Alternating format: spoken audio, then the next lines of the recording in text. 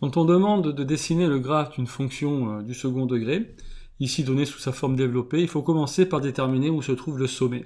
Comme je sais que beaucoup d'entre vous oublient de le faire, j'ai commencé par demander en question petit a de déterminer la forme canonique de la fonction petit f. Donc petit a, comment fait-on pour trouver la forme canonique connaissant la forme développée? On commence par déterminer l'abscisse du sommet, xs, moins b sur 2a. Alors évidemment, il faudra être capable de voir que petit a ici est égal à 1 quart, d'accord, hein, c'est le nombre qu'il y a devant x carré, 1 quart, x carré divisé par 4, je l'écris parce que j'ai vu des erreurs à ce niveau-là, c'est 1 quart fois x carré petit a est égal à 1 quart, d'accord? Ne m'écrivez pas x divisé par 4, s'il vous plaît. Petit b est égal à 1 demi et petit c est égal à moins 15 sur 4. Ce sont des paramètres A, B et C. En aucun cas, il doit y avoir la variable petit x qui apparaît dans ces nombres. Ce sont des nombres constants, donc ils ne dépendent pas de la variable. Eh bien, allons-y. Moins b sur 2a. Alors, comme on a des fractions, il est souvent plus pratique d'écrire ça, d'écrire que moins b sur 2a, c'est moins b fois 1 demi fois 1 sur a. Moins b, ça fait moins 1 demi, fois le 1 demi, c'est le 2 qu'il y a dans la formule, fois 1 sur a, vous voyez, 1 sur a, comme petit a est une fraction, eh bien 1 sur a restera une fraction, 4 sur 1, et là pour le coup on a de la chance, ça devient juste un nombre. Et alors ça nous fait moins 1 demi fois 1 demi fois 4, ce qui donne moins 1, voilà. Bon, vous le calculez comme vous voulez, hein, c'est une façon de faire, je crois qu'elle est intéressante à voir, parce que souvent vous avez des difficultés avec les fractions. Une fraction, vous pouvez toujours la décomposer de cette façon-là, en une multiplication de fractions plus simples. Ensuite, eh bien, on va calculer le y du sommet. Le y du sommet, c'est f de xs, c'est l'image de l'abscisse du sommet. Hein. Et alors, allons-y, je remplace x par moins 1 dans l'expression, c'est f de moins 1. Hein. Donc ça fait moins 1 au carré divisé par 4, plus moins 1 divisé par 2, moins 15 sur 4. On met tout sur 4, ça fait 1, moins 2, moins 15, le tout sur 4. Ce qui nous donne moins 17, ça fait moins 16 divisé par 4, ce qui donne moins 4. Voilà, on a déjà un point. Le sommet grand S a pour coordonnées moins 1, moins 4. On peut le dessiner, notre parabole à son sommet qui se situe ici. On vous demandait d'en déduire, alors la forme factorisée évidemment, il ne faudrait pas oublier l'essentiel. Alors la forme factorisée f de x, c'est la forme factorisée, si on écrit la formule, c'est x moins xa fois x moins xs au carré plus ys, ce qui donne petit a, c'est toujours un quart, fois x moins xs, donc plus 1 au carré, plus ys, donc moins 4. Voilà ici la forme factorisée de notre fonction du second degré. Elle est très pratique pour tracer les graphes du fonction du second degré, d'accord? En petit b, on va quand même calculer deux autres points qui sont les zéros. Alors, est-ce que c'est les zéros? Pour ça, il faut résoudre l'équation f de x égale 0, c'est toujours pareil. Hein. Et on va l'utiliser la forme canonique, puisqu'on a la forme canonique, on n'a pas besoin de faire delta. Donc ça fait 1 quart de x plus 1 au carré moins 4 égale 0, ce qui est équivalent à 1 quart de x plus 1 au carré égale 4, ce qui est équivalent en multipliant par 4 de chaque côté à x plus 1 au carré égale 16, ce qui nous donne x plus 1 égale 4 ou x plus 1 égale moins 4. 4 au carré, ça fait bien 16, et moins 4 au carré, ça fait aussi 16. On a deux solutions, hein. Donc le delta serait strictement positif si on devait le calculer.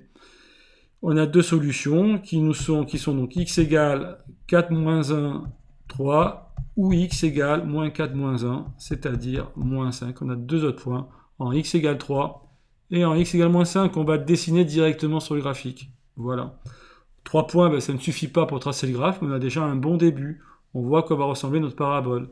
Il ne reste plus qu'à déterminer d'autres points. Alors pour ça, la forme canonique est extraordinaire. Ça, f de x, c'est le y à chaque fois. Hein. Vous donnez une valeur à x, vous obtenez le y. Les valeurs de x que je vais donner, ce sont des valeurs de x qui sont proches du sommet, hein, évidemment. Donc on pourrait commencer par x égale 0. Si je calcule f de 0, ça va donner 1 quart de 0 plus 1, ça fait 1 au carré moins 4. Et ça nous fait donc 1 quart moins 4. Alors on pourrait calculer ça, mais en fait on va être plus intelligent. Ça c'est y, d'accord? Et en réalité, y plus 4 est égal à 1 quart. Pourquoi je l'écris comme ça? Parce que plus 4, c'est moins ys. En fait, si je pars du sommet, et c'est comme ça qu'on construit une fonction du second degré. La fonction du second degré, on fait des transformations, on fait d'abord un étirement vertical, et puis après on la déplace. On l'a déplacé de combien? Quelles étaient les translations horizontales pour cette fonction, pour ce graphique-là? Les translations horizontales, ça a été moins 1, 4. Ici, quand on a le sommet à moins 1, moins 4, ça veut dire qu'on a fait une translation de moins 1 horizontalement et une translation de moins 4 verticalement. Mais si vous vous placez directement au sommet, vous n'avez plus qu'à faire l'étirement à partir du sommet. Donc l'étirement c'est 1 quart. Vous n'avez plus qu'à tracer en fait x carré sur 4. Et c'est bien ce que vous retrouvez ici. Si vous faites passer le ys de l'autre côté, vous avez y plus 4 égale 1 quart de x plus 1 au carré. Hein, je l'écris. Hein.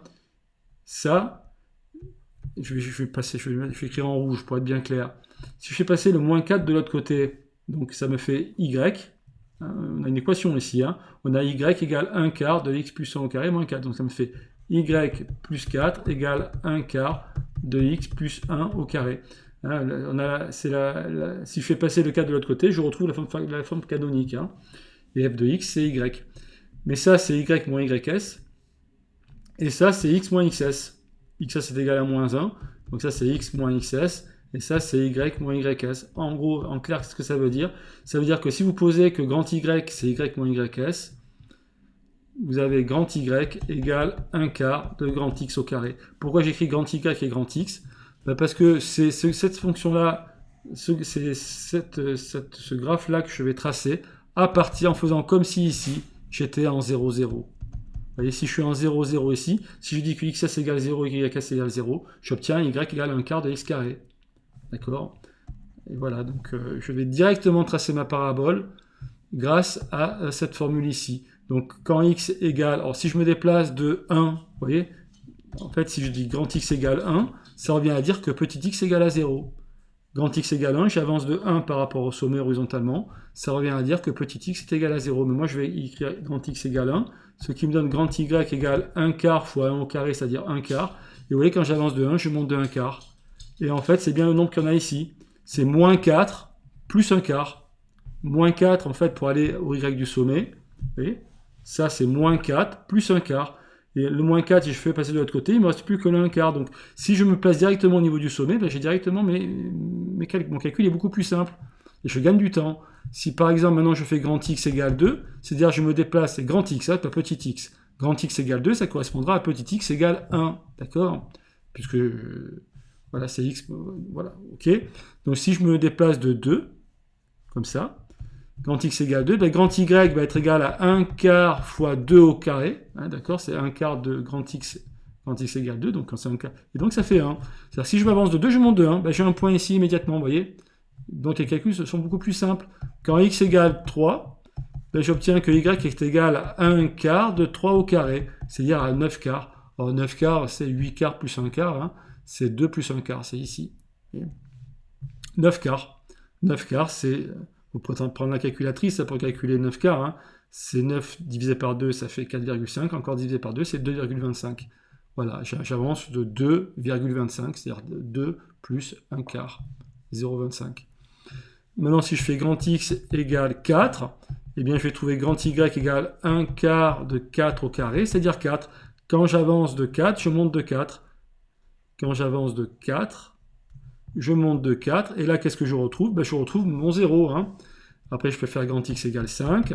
Quand grand x égale 5, grand y égale 1 quart de 5 au carré. C'est 25 quarts. Alors, 25 quarts, c'est 24 quarts plus 1 quart. 24 quarts, c'est 6. Hein, c'est 6 plus 1 quart.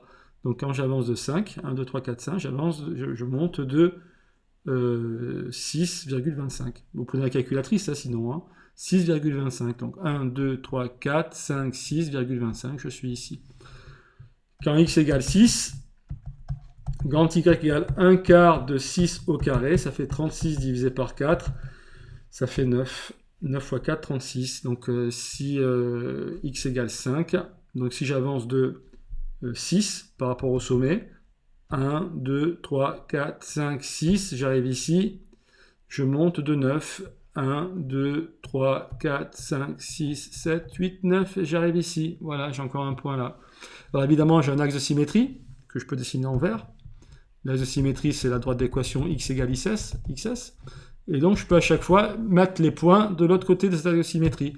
Par exemple, celui-ci, il est à 1, 2, 3, 4, 5, 6 du sommet. Hein, c'est bien ça, quand x égale 6, je suis à 6 du sommet horizontalement. Ben, je me déplace encore de 6 dans l'autre sens. J'ai un point qui est ici. Là, c'était quand x était égal à 5.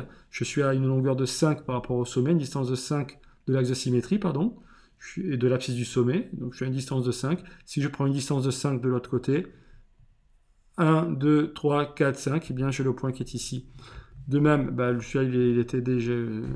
voilà. Donc, alors, en fait, j'ai trouvé un point pour chaque ligne verticale ici. Hein, parce qu'en augmentant chaque fois de 1 le grand X, je vais balayer tous les axes verticaux et mettre un point sur chaque axe vertical.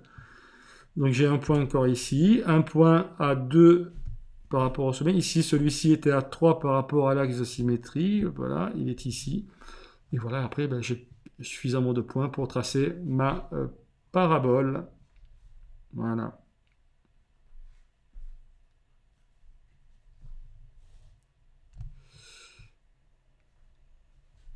Hop, oh là là, voilà. Bon, voilà. Donc, voilà. Ben, eh bien, je crois que j'ai terminé. Je vous remercie. Alors évidemment, là, il faudrait bien faire passer la parabole par le point. Hein.